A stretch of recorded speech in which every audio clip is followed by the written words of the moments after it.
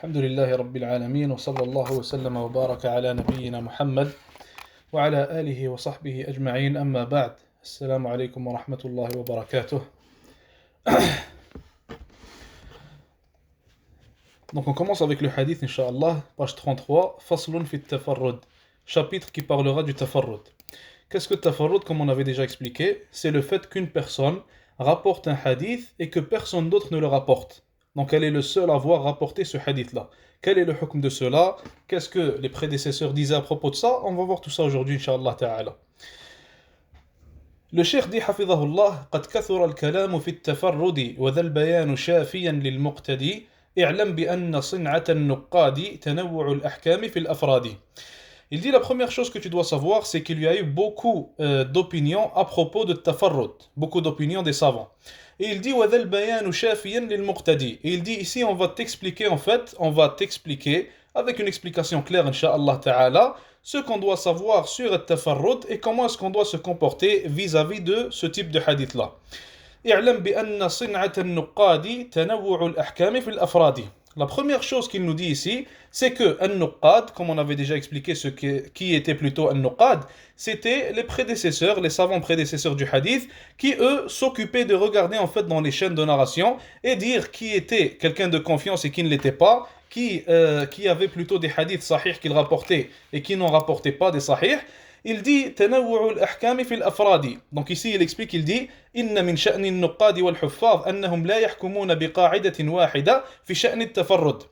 Donc il faut savoir premièrement que les hadiths qui sont mutafarrid, les hadiths qui sont rapportés par une seule personne, n'auront pas le même jugement. Et c'est ça qu'il nous explique ici. Et on va voir, Inch'Allah, plus on va lire, Inch'Allah, dans le chapitre, mieux on va comprendre qu'en fait, les hadiths rapportés par une seule personne peuvent différer à cause de certaines raisons qu'il va citer, Inch'Allah Ta'ala, dans les pages suivantes. Donc il continue en disant, Hafidhahullah, وَالْأَصْلُ فِي تَفَرُّدِ الثِّقَاتِ هُوَ الْقَبُولُ فَقْبَلِ الْهِبَاتِ. Il dit que le asl, l'état initial, normalement, généralement parlant, quand quelqu'un est thiqa, quand une personne qui nous rapporte un hadith, elle est une personne de confiance, ces hadiths à lui sont jugés comme étant authentiques, sa mémorisation est bonne, et il satisfait aux 5 conditions desquelles nous avons déjà parlé pour qu'un hadith soit authentique.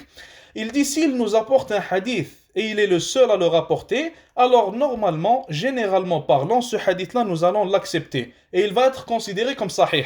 Ça, c'est le asl, ça, c'est l'état initial normalement, sauf s'il y a des facteurs qui vont venir et changer ce jugement-là. Mais normalement, on accepte son hadith et on dit qu'il est sahih. Il continue en disant حتى يجيء ما يلين فرده كنكرة في النقل قد ترده. Il dit jusqu'à ce que vienne un facteur, une raison, qui va faire en sorte que son tafarrud, son hadith qu'il a rapporté, qu'il est le seul à rapporter, va être considéré comme da'if. Il continue en disant أو كان عمن صحبه تواتر لنقل ما يرويه أو تضافر. Il dit par exemple l'une des raisons pour lesquelles un hadith qui est mutafarrid, qui est rapporté par une seule personne, va être considéré comme da'if, il va être considéré comme faible, c'est le fait que cette personne-là rapporte un hadith d'un grand savant du hadith. Sufyan al-Thawri par exemple.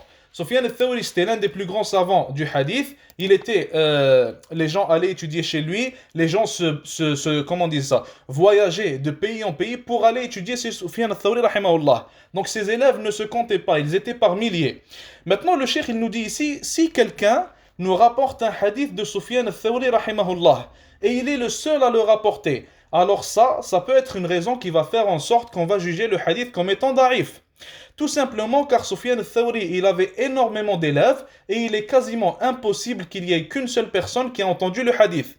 Où sont les autres milliers d'élèves? Comment ça se fait qu'ils ne l'ont pas entendu? Donc ça, c'est l'une des raisons, l'un des facteurs qui peut venir et faire en sorte que ce hadith-là va être considéré comme da'if, comme faible. Et là, juste pour récapituler, on parle du hadith qui est un tafarrud, qui est rapporté par une seule personne, et que cette personne-là, elle est thiqa. La personne, ses hadiths sont authentiques habituellement, sauf que là, si elle le rapporte d'une personne qui est vraiment connue, d'un grand savant du hadith, on ne peut pas le considérer comme sahih, car il devrait y avoir d'autres étudiants, d'autres élèves, qui entendent en fait ce même hadith-là. Il continue en disant, Hafidhahullah, أو سندا لأجله قد يرحل مسلسل الحفاظ ليس يهمل. Il dit ou alors ce hadith-là est censé être rapporté par un sanad, par une chaîne de narration qui est en fait qui est remplie de huffaz. Les huffaz, on en a déjà parlé. On a dit que les huffaz sont au-dessus des thiqa. Les huffaz, c'est qui? Ce sont les grands savants du hadith qui mémorisaient des milliers de hadiths. Ça, c'est ce qu'on appelait les huffaz. Par exemple, l'imam Malik, par exemple, Sufyan al-Thawri, etc. Ceux qu'on avait déjà cités. Donc, s'il y a une chaîne de narration remplie de gens similaires et qu'on n'a qu'une seule personne qui rapporte ce hadith-là avec cette chaîne de narration-là, c'est quasiment impossible que le hadith soit authentique.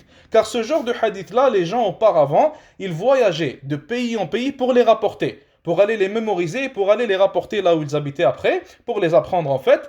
Donc, c'est impossible qu'une seule personne rapporte ce hadith-là, alors que comme on a dit habituellement, les gens se baladaient de pays en pays pour rapporter ces hadiths-là et pour les apprendre. Il continue en disant Hafidahullah, أو خالف الحفاظ ما تفرد فحينها نمحص التفرد. Ici il dit, si on a un hafiz, on a un grand savant du hadith, ou plutôt des grands savants du hadith, et qu'on a une autre personne qui n'est pas au même degré, qui n'est pas un hafiz, qui est juste une personne qui est thiqa, c'est seulement une personne de confiance dont on prend le hadith, et que cette personne-là, elle fait un tafarrud, elle rapporte un hadith à elle seule, personne d'autre ne le rapporte. Mais on va trouver aussi des huffaz, des grands savants du hadith, qui rapportent en fait le même hadith et qui vont contrarier cette personne-là à propos du matn par exemple, à propos de ce qui est rapporté dans le hadith. Alors ici, dans ce cas-là, comme on en avait déjà parlé dans les cours précédents, on va faire passer ce qu'ont rapporté les huffaz, ce qu'ont rapporté les grands savants du hadith plutôt, et on ne va pas accepter le tafarrud de la personne qui est thiqa. On ne va pas accepter le hadith que cette personne-là a été la seule à rapporter. Tout simplement, car les huffaz, comme on a dit, ce sont des grands mémorisateurs du hadith, et ce que eux rapportent passe avant ce que les gens qui ont une moins bonne mémorisation vont rapporter. Donc dans ce cas-ci, on va regarder le tafarrud, on va regarder le hadith qu'elle a rapporté seule, et on va juger habituellement que, vu qu'elle a contrarié ces huffaz-là, vu qu'elle les a contredits, et elle a peut-être ajouté quelque chose dans le hadith que eux n'ont pas rapporté, on va dire que cette personne-là s'est trompée. وَنُعْمِلُ الْقَرَائِنَ الْمُصَاحِبَةَ فَلْتَسْتَمِعْ لِسَرْدِهَا مُقَارِبًا. Et il dit, il y a certains facteurs qu'il va te nommer, Inch'Allah, dans les vers suivants, qui font en sorte que ce hadith-là va être soit sahih, soit da'if, va être soit jugé sahih, soit da'if. Il dit أقسامها ثلاثة لمن حصر في المتن والإسناد أو راوي الخبر. Il dit que ces facteurs-là peuvent se trouver, ou plutôt peuvent faire partie de l'une de ces trois catégories-là. Premièrement, que ce facteur-là fasse partie du matn, et on a déjà expliqué ce qu'est le matn. Deuxièmement, que ce facteur-là fasse partie de la chaîne de narration, ou alors troisièmement, que ce facteur-là soit lié à la personne qui nous rapporte ce hadith-là. Maintenant, un exemple de ce facteur-là, en fait, qui se trouve dans le matn, qui se trouve dans la parole rapportée, dans le hadith en tant que tel. Imaginez-vous qu'il y a un hadith qui nous est rapporté et que ce hadith-là parle de l'un des fondements de l'islam. Maintenant, on a des types de hadiths différents. Certains hadiths nous parlent des fondements de l'islam, de la aqidah. Certains hadiths nous parlent, ou plutôt certaines choses qui nous sont rapportées plutôt, nous parlent de la sira. Certaines autres choses nous parlent du fiqh. Et il faut savoir que toutes ces choses-là, tous ces sujets-là, diffèrent. Ils ne sont pas au même degré. Si quelqu'un vient et nous rapporte un hadith à propos de l'un des fondements de l'islam, et que cette personne-là est le seul à le rapporter, personne d'autre ne le rapporte, alors dans ce cas-ci, on va essayer, ou plutôt on va faire encore plus de recherches à propos de ce hadith-là. Car les savants du hadith disent qu'il est impossible qu'une seule personne, ou plutôt qu'il est très peu probable, si on peut dire ça comme ça, qu'une seule personne nous rapporte un hadith à propos de l'un des fondements de l'islam. Car les fondements de l'islam, c'est ce qu'il y a de plus important. Donc normalement, on devrait avoir plusieurs personnes qui nous rapportent ce hadith-là. Donc c'est très peu probable qu'une personne rapporte ce hadith-là à elle seule. Si on a un hadith dans le fiqh ou alors dans le sira, alors les huffaz, les savants du hadith, les nuqad, ils vont être moins difficiles avec ce hadith-là. Ils vont être plus layyin, ils vont être plus faciles, en fait, ça va être plus facile pour eux d'accepter ce hadith-là. Mais s'il fait partie des fondements, en fait, de la aqidah, par exemple, ou quoi que ce soit, alors ils vont être plus difficiles avec ce hadith-là et vont faire plus de recherches. Dans le cas où ce hadith-là est rapporté par une seule personne, comme on vient d'expliquer. Il continue en disant فبعض من يروي من الرجال محفوظهم كشامخ الجبال فقل ما يرد ما تفردوا بنقله لحفظهم إذ سددوا. Il dit qu'il y a certains hommes qui nous rapportent les hadiths, et il va en nommer quelques-uns, Inch'Allah Ta'ala, dans les vers suivants. Il dit il y a certains hommes, ces hommes-là, leur mémorisation, elle est excellente. Ce sont des grands savants du hadith. Et il dit c'est très rare que nous allons rejeter un hadith que ces gens-là vont rapporter. Car ces gens-là, comme il l'a dit, ce sont des gens ayant une très bonne mémorisation, ce sont des mémorisateurs du hadith, ce sont des grands savants du hadith, donc ils vont faire beaucoup moins d'erreurs que les autres. Il dit il dit même si ces gens-là nous rapportent un hadith et ils sont les seuls à le rapporter, alors dans la plupart des cas nous allons l'accepter. Bien sûr on va étudier ce hadith-là, on va voir selon les facteurs qu'on vient de citer, est-ce qu'il est authentique ou non, et habituellement ce hadith-là va être accepté dû au haut statut et à la haute mémorisation qu'ont ces personnes-là. Il dit كمسعر وشعبة والزهري ونافع ومالك والثوري. Il dit comme Mus'ar par exemple, comme Al-Shu'ba, comme Al-Zuhri, comme Nafi', comme Malik et comme Al-Thawri. Donc là, il nous a cité 6 personnes qui font partie des huffaz, des grands savants et grands mémorisateurs du hadith. Et quand ça vient de ces 6 personnes-là, ça va être habituellement accepté. Donc ça, c'est le plus haut degré, ou plutôt le plus haut statut que l'on peut avoir dans la science du hadith. C'est être un hafiz. Les huffaz, ce sont les gens ayant le plus haut statut dans les chaînes de narration. Il continue en disant حفظه الله أما الثقات دونهم فيخضعوا لفحص ما تفردوا فلتسمعوا وبعدها نسهل القبول لفردهم فدونك الأصول. Donc il dit qu'après les huffaz, le plus haut statut ce sont les huffaz, juste après on a al-thiqat, on a les gens qui sont de confiance. Donc al-huffaz on a dit ce sont les grands savants et mémorisateurs du hadith, et les thiqat c'est qui? Ce sont les personnes de confiance à propos desquelles en fait les hadiths sont acceptés, ou plutôt desquels les hadiths sont acceptés. Il faut savoir que la plupart des hommes présents dans les chaînes de narration de Bukhari et de Muslim font partie de thiqat, ils font pas partie de l'huffaz. La plupart font partie de thiqat, des gens de confiance.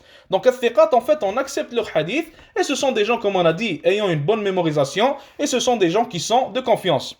Il dit, il dit qu'avec les thiqat, on va faire encore plus de recherches dans le hadith. Et surtout s'ils rapportent un hadith seul, donc les thiqat, en fait, leur hadith ne sera pas accepté comme les huffaz. Premièrement, on va faire plus d'études à propos de ce hadith-là, on va faire plus de recherches, et deuxièmement, il y a moins de chances qu'il soit accepté, plutôt que le hadith des huffaz. Il dit ici ce hadith-là, rapporté par un thiqa, satisfait aux conditions pour que le hadith soit authentique, même s'il est fard, même s'il est le seul à rapporter ce hadith-là, alors nous allons l'accepter. Il continue en disant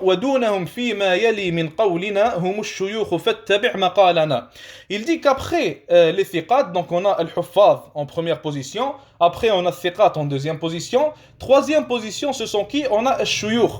Et il faut savoir que shuyukh dans ce cas-ci c'est seulement un titre, seulement une manière de les appeler. Donc il ne faut pas mélanger avec les shuyukh, avec l'utilisation du mot sheikh que nous connaissons aujourd'hui, mais plutôt c'était l'utilisation des savants du hadith. Quand ils te disaient al-shuyukh, ça voulait dire la troisième tabaqa, le troisième degré en fait dans l'acceptation du hadith. Il dit que le troisième degré c'est qui? Ce sont les shuyukh, et il dit d'après eux, plutôt à propos d'eux, excusez-moi, وقد عنيت بالشيوخ يا رجل من دون من قد وثقوا قد احتمل من حاله لا بأس أو مختلف فحكمه في نقله يختلف. Il dit pour ce qui est des shuyukh, on va aussi faire des recherches à propos du hadith, et pour les shuyukh en fait, ça va différer d'une personne à une autre. Certains shuyukh, en fait, ils vont avoir un meilleur degré, une meilleure mémorisation, et certains d'entre eux vont en avoir une plus basse. Donc, après avoir fait notre recherche dans le hadith de cette personne-là, si elle est la seule à rapporter ce hadith-là, on va voir selon les facteurs qu'on avait cités, si son hadith va être accepté ou non. Il continue en disant فانظر إلى إسناده أيقبل تفردا من مثله فيعمل. Il dit que la première des choses que nous allons regarder, on va regarder le isnad, on va regarder la chaîne de narration, et on va voir que ce cheikh-là, cette personne faisant partie de la troisième tabaqa, du troisième degré, le degré des shuyukh, est-ce que cette personne-là, il est possible qu'elle apporte un hadith à elle seule? Et est-ce que son niveau de mémorisation, son niveau de hifd, son niveau de itqan, lui permet d'apporter ce hadith seul et nous permet d'accepter ce hadith venant d'elle? Donc ça c'est la première chose que nous allons regarder dans le sanad. Et il continue en disant فهذه السلاسل المذهبة لا بد في ناقلها من منقبة حفظ الحديث وانضباط نقله وعلمه بشيخه ونقله. Il dit que lorsque cette personne-là va nous rapporter un hadith avec une chaîne de narration qui est très forte, que nous venons de citer tout à l'heure, les chaînes de narration remplies de huffaz, remplies de grands mémorisateurs du hadith, il dit que la personne qui rapporte un hadith avec une telle chaîne de narration, elle doit vraiment avoir quelque chose de spécial. Ça peut pas être simplement une personne en fait qui a une mémorisation correcte, etc. Mais elle doit avoir quelque chose de spécial pour que l'on puisse accepter ce qu'elle vient de nous rapporter. Il continue en disant حفظ الحديث وانضباط نقله وعلمه بشيخه ونقله فالنقل عمن علمه مدون تفردا من وسط لا يسمن. Donc comme on vient de dire, il est en train d'expliquer en fait que il faut que cette personne-là ait une bonne mémorisation, elle connaisse le cheikh, elle ait en fait un dhabt comme on avait expliqué, que sa mémorisation en fait on peut lui faire confiance à propos de celle-ci, à propos de cette dernière et à propos des hadiths qu'il nous rapporte. Donc il continue en disant وَكُلَّمَا تَأَخَّرَ التَّفَرُّدُ عَنْ تَابِعٍ فَإِنَّهُ يُؤَكِّدُ لِبُعْدِهِ نَكَارَةَ الْمَنْقُولِ فَأَيْنَ عَنْهُ جُمْلَةُ الْفُحُولِ. Il dit, et il faut savoir, il y a un point à garder en tête, qu'en fait, à chaque fois que le hadith qui est rapporté par une seule personne, que le tafarrud s'éloigne en ce qui concerne le temps, en ce qui concerne la date à propos, ou plutôt pendant laquelle il est rapporté, plus il s'éloigne du prophète alayhi salatu wassalam, plus il s'éloigne de l'époque du prophète sallallahu alayhi wa sallam, moins de chances il va avoir d'être accepté. Tout simplement, car plus le temps passe, plus on s'éloigne de l'époque du prophète sallallahu alayhi wa sallam, plus les hadiths vont être écrits dans les livres, plus ils vont être connus par les gens, plus ils vont être cités dans les mosquées. Donc, si on passe par exemple 100 ans ou 200 ans après le prophète alayhi salatu wassalam, et quelqu'un vient et rapporte un hadith et il est le seul à l'avoir rapporté, alors habituellement il doit y avoir un problème dans ce hadith-là. Il doit y avoir un problème dans cette narration qu'il est le seul à rapporter. Car comment il se fait qu'après 100 ans, qu'après 200 ans, après la mort du prophète sallallahu alayhi wa sallam, personne n'a entendu ce hadith-là? Comment il se fait que tu es le seul à l'avoir entendu? Comment il se fait que personne d'autre, autre que toi, ne l'a rapporté? Donc ça ne fait pas vraiment de sens. Il continue en disant وَالْمَتْنَ فَانْظُرْ مِثْلَهُ أَيَحْتَمِلْ أَفِي الْأُصُولِ نَصُّهُ وَفِي الْعَمَلِ أحاجة لنصه تعم أم إنه لقصة يضم هل خالف الصحيح من حديث فليس أهلا ناقل الحديث. Donc ici il nous dit en fait que l'une des choses que nous devons voir aussi pour savoir si on accepte ce tafarrud ou non, on va voir le matn, on va voir en fait ce que contient le hadith là, ce que la personne est en train de nous rapporter. Est-ce que le hadith nous parle de l'un des usul, de l'un des fondements de l'islam? Ou alors est-ce qu'il nous rapporte l'une des vertus par exemple d'une certaine action? Est-ce que le hadith te dit que si tu pries par exemple 2 rak'at, etc., tu auras telle et telle récompense? Ou alors, est-ce que ce hadith-là est une chose à propos de laquelle, ou plutôt que nous avons tous besoin de savoir? Maintenant, je vous donne un exemple avec qadiyat al-wudu. Est-ce qu'on doit faire le wudu pour tenir le mushaf? Il y a certains savants qui disent que le seul hadith qui est rapporté à propos de ça, il est da'if. Et les savants disent aussi qu'il est impossible il est impossible, excusez-moi, qu'il n'y ait pas beaucoup de sahabis, beaucoup de compagnons, radiyallahu anhum, qui rapportent un hadith à propos de l'obligation de faire le wudu pour tenir le mushaf. Pourquoi c'est impossible qu'il n'y ait pas en fait beaucoup de compagnons, car il n'y en a pas qui ont rapporté cela? Car le mushaf, tous les musulmans lisent le Coran. Tous les musulmans, à un moment donné, dans sa vie, il va lire le Coran. Et tous les compagnons, radiyallahu anhum, lisaient le Coran. Donc si on aurait eu besoin de faire le wudu pour lire le Coran, alors il y aurait beaucoup de compagnons qui nous auraient rapporté cela. Car ils l'auraient tous su. Donc certains savants disent que dû au fait qu'il n'y a pas beaucoup de compagnons qui l'ont rapporté, qu'il n'y en a en fait aucun, car le seul hadith il est da'if, alors ça nous prouve en fait qu'on n'a pas besoin d'avoir le wudu pour tenir le mushaf, pour tenir le Coran. Ici en fait il utilise la même règle. Il nous dit que si le hadith qui est rapporté par cette personne-là, cette personne qui est de la tabaqa des shuyukh, du 3e degré, qui est celui des shuyukh, si elle apporte un hadith qui parle d'une chose dont nous avons tous besoin et qu'elle est la seule à rapporter ce hadith-là, alors il y a probablement un problème. Car comment ça se fait que les autres personnes, les autres compagnons, les autres tabi'in ne l'ont pas rapporté et il est le seul à le rapporter? Ou plutôt les autres tabi'in, pas les compagnons, ça c'est mon erreur. Donc il continue en disant Am innahu li qissatin yadummu. Ou alors est-ce que ce hadith-là parle d'une histoire? Est-ce qu'il parle d'une histoire qui est arrivée? Si le hadith parle d'une histoire, on va s'y prendre plus facilement et on va accepter plus facilement le hadith que s'il parlait d'un fondement par exemple ou alors d'une chose dont nous avons tous besoin. Il continue en disant هل خالف الصحيح من حديث فليس أهلا ناقل الحديث. Il dit si cette personne-là qui fait partie de la tabaqa des shuyukh, qui fait partie des shuyukh, il vient et contrarie un hadith qui est sahih, alors il dit cette personne-là n'a pas un assez haut statut pour pouvoir avoir son hadith accepté. Si quelqu'un fait partie des shuyukh et qu'il contrarie un hadith qui est sahih, un hadith qui est authentique, alors on n'accepte pas sa narration car elle contrarie, comme on a dit, un hadith sahih et que son statut à lui, le statut des shuyukh, ne lui permet pas de faire cela et ne nous permet pas d'accepter son hadith. Il continue en disant وفي العموم جملة التفرد من مثلهم مظنه التردد أو جملة التفرد من مثلهم مظنه التردد ودونه تفرد الضعاف وحكمه في الضعف غير خاف. Il dit habituellement, généralement parlant, si quelqu'un fait partie de la troisième tabaqa, de la tabaqa des shuyukh, il a le statut des shuyukh, et que cette personne-là rapporte un hadith et elle est la seule à le rapporter, il dit habituellement, généralement parlant, ce hadith-là en fait, on va le prendre vraiment avec des pincettes, et habituellement, comme on a dit, il y a plus de chances qu'il ne soit pas accepté, donc il y a peu de chances qu'il soit accepté. Et il dit, وَدُونَهُ تَفَرُّدُ الضِّعَافِ. Et il dit que ce qu'il y a en fait en bas de cela, en bas de ce troisième degré-là, du statut des shuyukh, on va avoir en fait le hadith qui est un tafarrud qui est rapporté par une seule personne, mais que cette seule personne-là, elle est da'ifa. Cette personne-là, elle est faible en ce qui concerne le hadith. Il dit ici, وَحُكْمُهُ فِي الضَّعْفِ غَيْرُ خَافِ. Il dit que cette personne-là, bien sûr, si son hadith il est faible, alors si elle va nous rapporter un hadith et elle est la seule à le rapporter, ça va être considéré faible, min babi awla. Donc son hadith il sera considéré comme faible, et il dit que ce hukm-là, il n'est pas caché pour personne, et tout le monde le connaît. Et il ne va pas expliquer en fait pour cette quatrième catégorie qui est des dhi'af, qui est des personnes qui sont faibles, car c'est clair que si une personne faible nous rapporte un hadith, qu'elle soit le seul à le rapporter ou qu'elle ne soit pas la seule à le rapporter, son hadith dans tous les cas, il sera considéré comme faible. On a fini avec le chapitre de Tafarrud et le prochain cours, Inch'Allah, nous allons parler de At-Tadlis, le chapitre du Tadlis, Inch'Allah ta'ala. Donc on va passer à